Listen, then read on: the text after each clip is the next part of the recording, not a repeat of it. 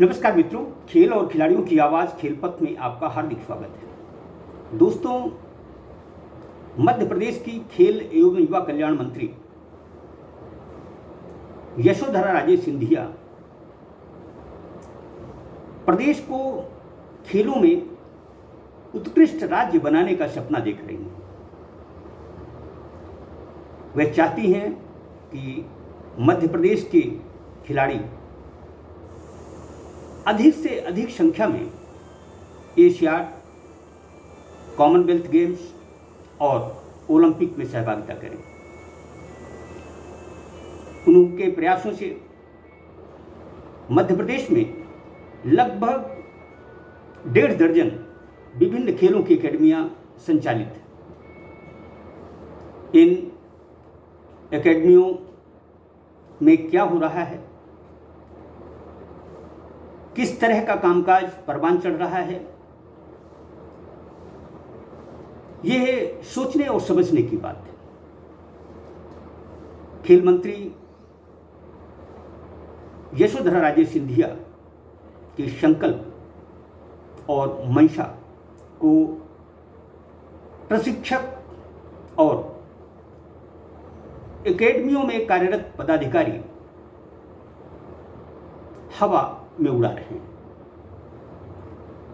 हम आज आपको बताते हैं कि जबलपुर के रानीताल में संचालित मध्य प्रदेश तीरंदाजी एकेडमी, जिस पर प्रतिमाह लाखों रुपए वेतन और अन्य सुविधाओं पर खर्च होता है, वहाँ के खिलाड़ी प्रतिभाएं कैसा प्रदर्शन कर रहे हैं।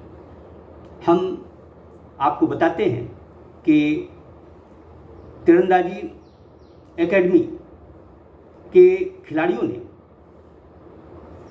इसी साल 3 राष्ट्रीय प्रतियोगिताओं में शिरकत किया है। लेकिन दुख और अफसोस की बात है कि जिस एकेडमी के लिए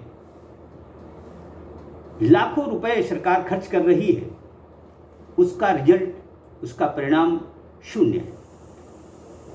हम आपको बता दें कि 41वीं सीनियर नेशनल महिला पुरुष तीरंदाजी चैंपियनशिप, जो कि 21 से 30 मार्च तक यमे स्टेडियम जम्मू में हुई थी, उसमें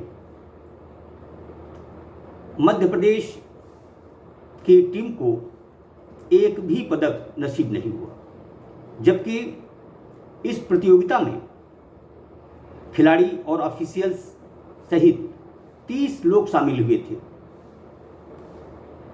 दरअसल इन लोगों के आने जाने, खाने, ठहरने, रहने का सारा खर्च सरकार वहन करती है।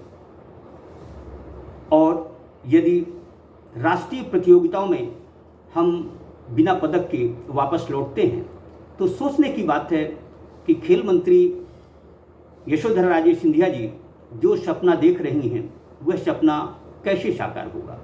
इसी तरह से दूसरी नेशनल रैंकिंग तीरंदाजी प्रतियोगिता 2 से 10 अप्रैल 2022 को झारखंड में संपन्न हुई। इस प्रतियोगिता में सीनियर कंपाउंड वुमेन वर्ग में मुस्कान किरार को दूसरा स्थान मिला। बाकी सारी के सारे तीरंदाज बिना पदक मुंह लटकाए वापस लौटे। इसी तरह से 39वीं सब जूनियर नेशनल बालक बालिका तीरंदाजी चैंपियनशिप 14 से 23 अप्रैल 2022 तक नीमराना अलवर राजस्थान में हुई थी। इस प्रतियोगिता में भी मध्य प्रदेश तीरंदाजी के तीरंदाज बिना पदक वापस लौटे। हर प्रतियोगिता में 20 से 30 खिलाड़ी और ऑफिशियल्स जाते हैं। यह राष्ट्रीय प्रतियोगिताओं का लेखा जोखा है।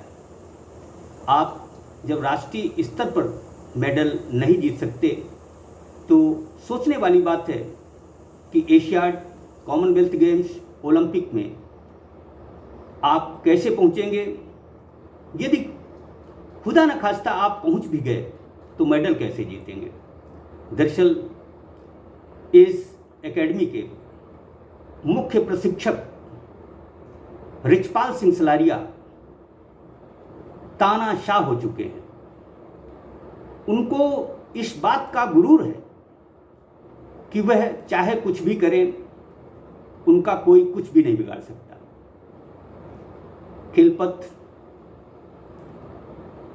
खेल मंत्री यशोधरा राजे सिंधिया जी और संचालक गुप्ता जी से आग्रह करता है कि सिर्फ तीरंदाजी एकेडमी ही नहीं, जितनी भी एकेडमी संचालित हैं, इनके परिणामों का न केवल अवलोकन किया जाए, बल्कि जिन जिन एकेडमियों के परिणाम संतोषजनक नहीं हैं, उन्हें या तो बंद किया जाए या फिर इनके प्रशिक्षकों और अधिकारियों को मासिक भुगतान जो वेतन के रूप में होता है वह न किया जाए, क्योंकि यह मध्य प्रदेश का पैसा है, मध्य प्रदेश की आम जनता का पैसा है, जो कि प्रशिक्षकों की आराम तलबी पर नहीं खर्च होना चाहिए।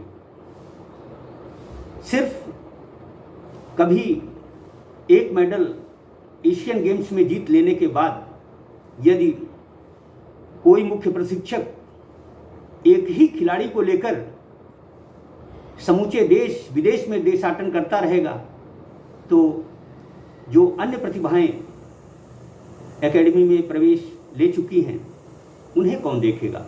माना कि दूसरे प्रशिक्षक भी हैं, लेकिन दूसरे प्रशिक्षक भी आखिर क्या कर रहे हैं, क्यों राष्ट्रीय स्तर पर मेडल नहीं आ रहे हैं, ये सोचने की बात होनी चाहिए। जय हिंद, जय भारत।